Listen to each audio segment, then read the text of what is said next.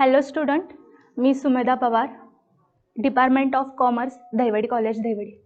समन्वय म्हणजे काय? तर समन्वय बघा, आपल्याला प्रत्येक गोष्टीत समन्वय म्हणजे इंग्लिशमध्ये काय तर कोऑर्डिनेशन. प्रत्येक गोष्टीत आपल्याला कोऑर्डिनेशन लागतं. जसं की आपल्या कामाची जर सुसंगता साधण्यासाठी, आपलं काम वेळेवर होण्यासाठी ज्या गोष्टी फॉलो केल्या जातात त्याला आपण समन्वय सुद्धा म्हणू शकतो. तर समन्वयाची एक प्रॉपर अशी व्याख्या बघितली तर काम सुरळीतपणे चालावे आणि त्यात यश प्राप्त व्हावे किंवा कामात एकता निर्माण व्हावी, याला काय म्हणतात समन्वय असं म्हणू शकतो. त्याचं एक उदाहरण म्हणजे समजा जर एक कारखाना असेल आणि कारखान्याला जर चालवायचं असेल, व्यवस्थापकाला जर कारखाना चालवायचा असेल तर त्याच्याजवळ भरपूर साऱ्या अडचणी असतात, जसं की नियंत्रण असेल, नियोजन असेल, ह्या गोष्टींवर जे साधलं जातं त्याला समन्वय असेही म्हणू शकतो आपण. त्याचीच एक दुसरी व्याख्या म्हणजे व्यवसायाचे कार्य सुरळीतपणे चालण्यासाठी किंवा यश प्राप्त होण्यासाठी जे कार्य केले जाते त्यालाही आपण समन्वय वगैरे म्हणू शकतो. तर आपण बघूया समन्वयाची वैशिष्ट्ये. समन्वयाचं पहिलं वैशिष्ट्य आहे समन्वय व्यवस्थापनाचे महत्वाचे कार्य. व्यवस्थापनाला बघा वेगवेगळे कार्य महत्वाचे असतात, जसं की नियंत्रण करणे, नियोजन करणे. तसंच समन्वयाला कोऑर्डिनेशन म्हणजे समन्वय साधणे हे खूप महत्वाचे असते. त्यामुळं व्यवस्थापकाला समन्वय साधण्यासाठी किंवा समन्वय हा आपण म्हणू शकतो की एक व्यवस्थापकाचं महत्वाचं वैशिष्ट्य सुद्धा आपण म्हणू शकतो. नेक्स्ट आहे सतत चालणारी क्रिया. सतत चालणारी कोऑर्डिनेशन बघा, थांबतं का? नाही थांबत, ते सतत चालणारी आहे. किंवा दररोज जर आपण एखादं काम करत असेल तर ते कोऑर्डिनेशन असतं आपलं, की दिवसभराचं जे रुटीन लागलेलं असतं त्याच्यावर जर आपण नियंत्रण ठेवलं तर ते आपण रुटीन फॉलो केलं तर ते व्यवस्थित चालू शकतं. म्हणजेच सतत चालू राहणारी आपली ही प्रक्रिया असते. त्याच्यावर जर आपण नियंत्रण ठेवलं तरच आपल्या कामात सुसंगता येते. जसं की एखादा जर व्यवस्थापकाने आपल्या एम्प्लॉईवर व्यवस्थितपणे कोऑर्डिनेशन ठेवलं, त्यांच्यावर नियंत्रण ठेवलं आणि त्यांच्या कामाचा वेळ वगैरे व्यवस्थितपणे साधला तर ती काय झाली प्रक्रिया, कोणती झाली? सतत चालणारी प्रक्रिया. तिसरं वैशिष्ट्य आहे समूह प्रयत्नांचा संबंध. व्यवसायात बघा, संघटनेत काय समूह असला पाहिजे. म्हणजे जर एखाद्या गोष्टीवर जर नियंत्रण ठेवायचं असेल किंवा कोऑर्डिनेशन ठेवायचं असेल तर आपण काय करू शकतो? एक समूह हवाय त्याला.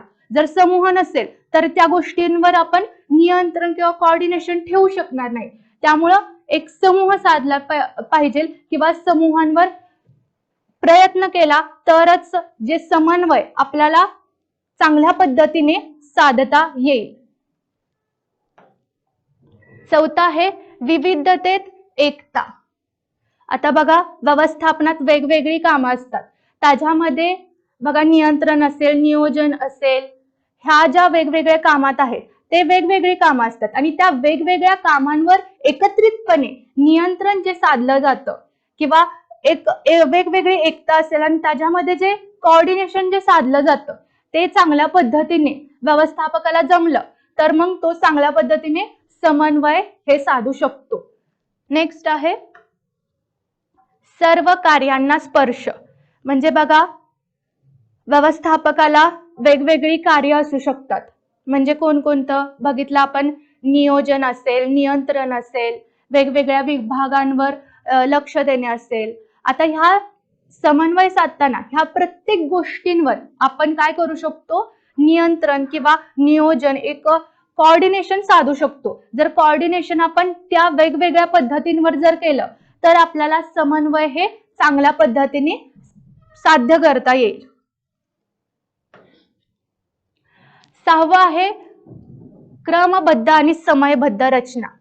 बघा, प्रत्येक गोष्टीमध्ये क्रमबद्ध आणि समयबद्ध असला पाहिजे. म्हणजे बघा, आपण जर कोऑर्डिनेशन करतोय, कोऑर्डिनेशन मध्ये एक क्रम पाहिजे.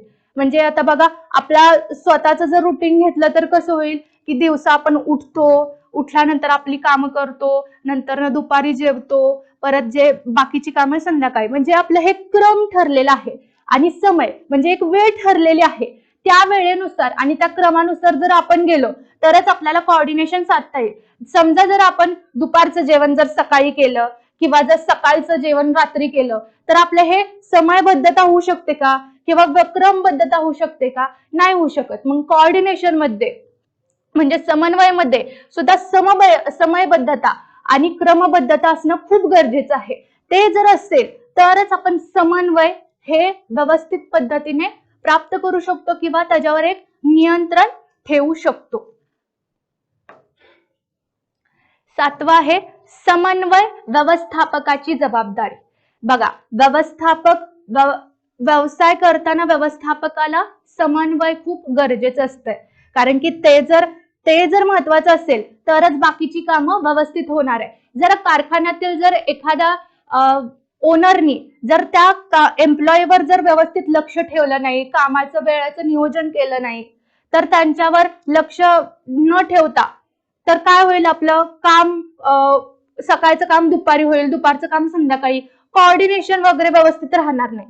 त्यामुळे व्यवस्थापकाला ही खूप महत्वाची जबाबदारी आहे की आपल्या कामावर किंवा आपण जिथं काम करतोय त्या ठिकाणी ते कोऑर्डिनेशन ठेवणं, समन्वय ठेवणं खूप गरजेचं आहे. ते जर ठेवलं तरच आपलं जे काम आहे ते सुरळीतपणे चालू शकतंय. जर कोऑर्डिनेशन जर नसेल तर कामात सुबद्धता येऊ शकत नाही. त्यामुळे व्यवस्थापकाला कोऑर्डिनेशन म्हणजे समन्वय ठेवणं खूप गरजेचं आहे आणि तीच त्याची खूप महत्वाची जबाबदारी आहे. आता बघा, 8वा आहे सुसंगता, स्थैर्य आणि सातत्य. बघा, आपल्या जर कामात सुसंगता आणि स्थैर्य असेल आणि सातत्य असेल तरच आपलं काम व्यवस्थित पद्धतीने होऊ शकतं. जसं की आपण डेली दररोजचं जर काम असेल ते जर व्यवस्थित पद्धतीने ठेवलं तर ते काय राहतं, आपली सुसंगता म्हणजे आपलं ठरलेलं आहे रुटीन, बाई या रुटीनने आपण हे काम करतोय, ते जर असेल तरच आपल्या कामात काय होते, स्थैर्य येते. आणि एकदा स्थैर्य आलं की काय होतं, सातत्य निर्माण होतं. मग सातत्य निर्माण करण्यासाठी सुरुवातीला काय गरजेचं आहे, तर आपल्या कामात सुसंगता खूप गरजेचं आहे. तसंच व्यवस्थापकाला जसं मानवाला आपल्या डेली लाईफ मध्ये सुसंगता, स्थैर्य आणि सातत्य गरजेचं आहे, तसंच व्यवस्थापकाला सुद्धा त्यांच्या व्यवसायामध्ये सुसंगता, स्थैर्य आणि सातत्य खूप गरजेचं आहे.